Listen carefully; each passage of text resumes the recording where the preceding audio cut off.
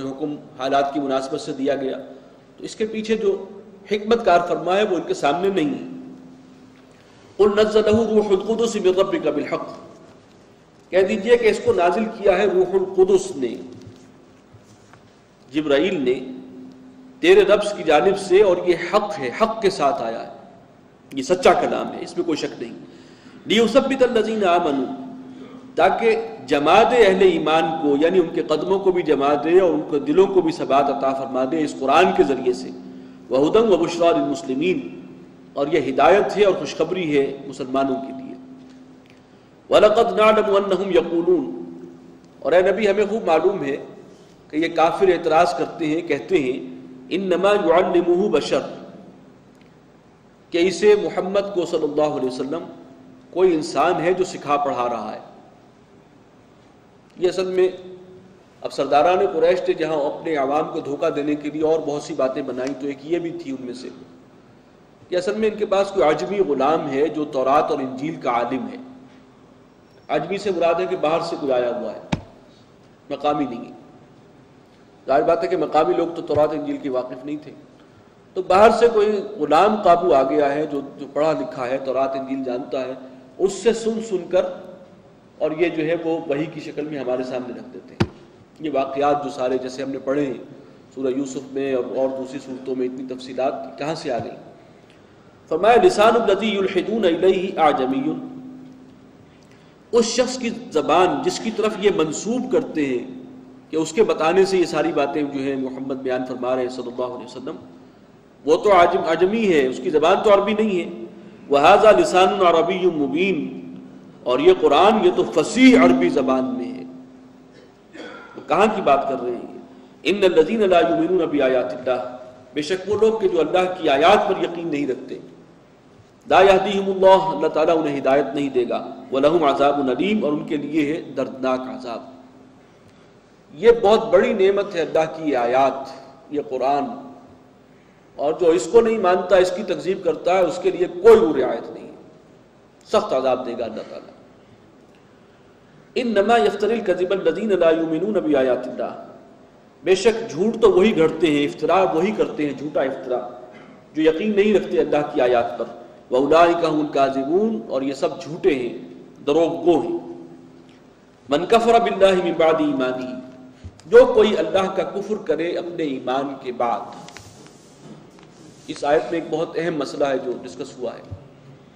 من کفر باللہ من بعد ایمانہ، جو کفر کرے اللہ کا اپنے ایمان کے بعد، الا من اکرہ، مگر یہ کہ اس کے ساتھ زیادتی کی گئی ہو، اسے مجبور کیا گیا ہو کفریہ کلمہ کہنے پر،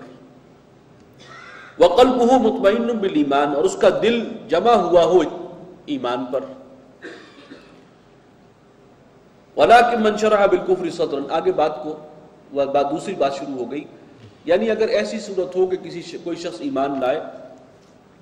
اس کے بعد اس پر جبر کیا جائے، ظلم کیا جائے، اور اسے مجبور کیا جائے کہ کفریہ کلمہ زبان سے ادا کرو ورنہ ابھی تمہاری گردن اڑاتے ہیں، تو اگر اس کا دل ایمان پر پوری طرح جمع ہوا ہے اور وہ بالاکراہ زبان سے کوئی کفریہ کلمہ جان بچانے کے لیے کہہ دے، تو گویا اس کی رخصت ہے۔ یہی معاملہ ہوا تھا حضرت عمار کے ساتھ رضی اللہ تعالیٰ،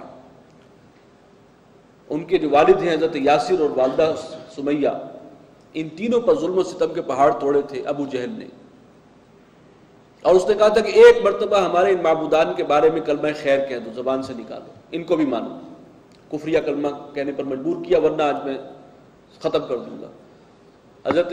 یاسر نے نہیں مانی بات، سمیہ نے نہیں مانی رضی اللہ عنہما، اور وہ دونوں جو حضرت عمار کے والدین تھے ان کو تو شہید کر دیا اس نے بہت ہی ظالمانہ انداز میں، لیکن حضرت عمار نے پھر جو ہے جان بچانے کے لیے اس کی بات مان لی اور زبان سے وہ بات کہہ دی جو وہ کہلوانا چاہ رہا تھا۔ اس پر انہیں بہت ندامت بھی ہوئی، پریشانی بھی ہوئی، لیکن پھر یہ ہے کہ یہ آیات جو آ گئی اس میں وضاحت ہو گئی کہ پھر رخصت ہے، اللہ کی طرف سے معافی ہے، اگر کوئی جان بچانے کے لیے جبراً ایسی کو بات زبان سے نکالے جبکہ دل مطمئن ہو ایمان پر۔ وَلَٰكِن مَنْ شَرَحَ بِالْكُفْرِ صَدْرًا، لیکن جو شخص جو ہے وہ شرح صدر کے ساتھ کفر کر رہا ہو، وہ ڈٹ کر کھل کر، فَعَلَيْهِمْ غَضَبٌ مِّنَ اللَّهِ، تو ان کے لیے ان پر ہے غضب، غصہ ہے اللہ کا، وَلَهُمْ عَذَابٌ عَظِيمٌ، اور ان کے لیے ہے بہت بڑا عذاب۔ ذَلِكَ بِأَنَّهُمْ مُسْتَحَبُّ الْحَيَاةَ الدُّنْيَا عَلَى الْآخِرَةِ، یہ جو کھل کر کفر کرتے ہیں اس کا اصل سبب یہ ہے کہ یہ لوگ دنیا کی زندگی کو ترجیح دیتے ہیں آخرت پر۔ دنیا کے عیش و آرام، یہاں کے فائدے، یہاں کا نفع، اگر ایمان لے آئیں تو بہت سی چیزوں پر پابندی لگانی پڑے گی، فلاں حرام ہے، فلاں جو ہے ممنوع ہے، ہمارے جو عیش آرام ہے اس میں خلل واقع ہوگا، لہٰذا صاف ہی انکار کر دو، ڈٹ جاؤ بس۔ یہ ہے ان کا طرز عمل۔ وَأَنَّ اللَّهَ لَا يَهْدِي الْقَوْمَ الْكَافِرِينَ، اللہ تعالیٰ ایسے ناشکروں اور ایسے کافروں کو ہدایت نہیں دیتا۔ أُولَٰئِكَ الَّذِينَ طَبَعَ اللَّهُ عَلَىٰ قُلُوبِهِمْ، یہ وہ لوگ ہیں کہ اب اللہ تعالیٰ نے ان کے دلوں پر مہر کر دی ہے، وَسَمْعِهِمْ وَأَبْصَارِهِمْ، اور کانوں پر بھی اور آنکھوں پر بھی مہر ہے، وَأُولَٰئِكَ هُمُ الْغَافِلُونَ، اور یہی لوگ ہیں جو بے خبر ہیں، غافل ہیں۔ لا جرم انہم فی الآخرۃ هم الاخسرون، یہ بات طے شدہ ہے کہ آخرت میں یہی لوگ سب سے بڑھ کر خسارہ پانے والے ہوں گے، هم الخاسرون، یہی لوگ خسارے میں ہوں گے، نقصان میں ہوں گے۔ دنیاوی فائدہ تو انہوں نے شاید اپنے خیال کے مطابق کچھ اٹھا لیا ہو،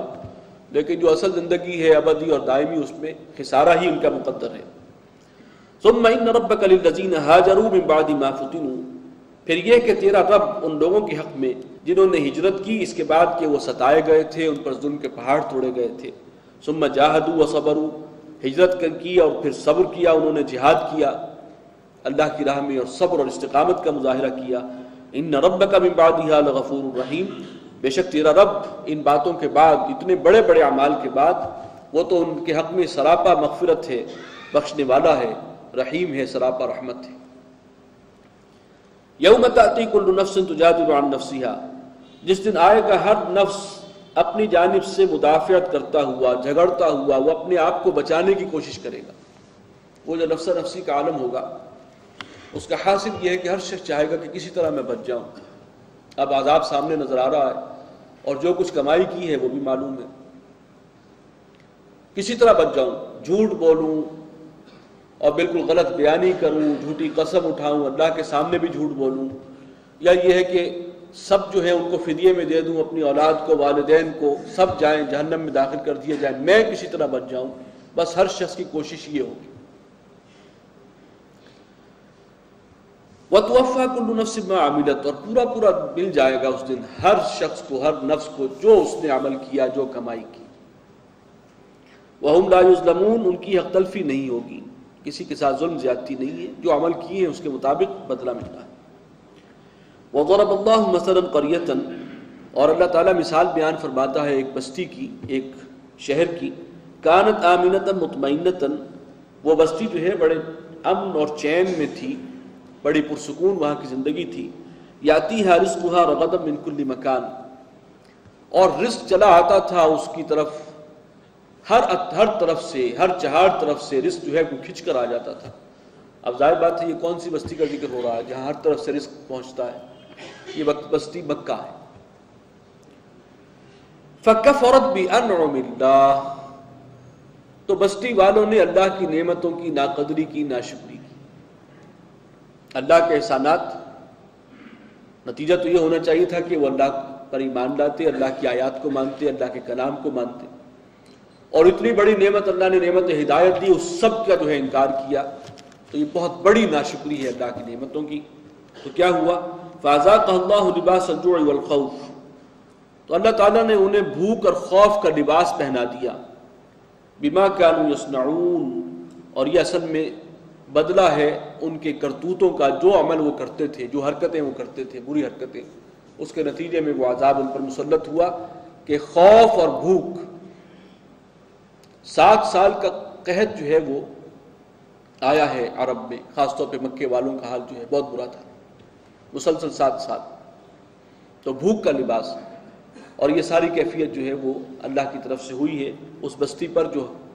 جسے حضرت ابراہیم نے جس کے دعا کی تھی کہ پروردگار اسے امن و سکون کا ایک گہوارہ بنا دے۔ وَلَقَدْ جَاءَهُمْ رَسُولٌ مِّنْهُمْ،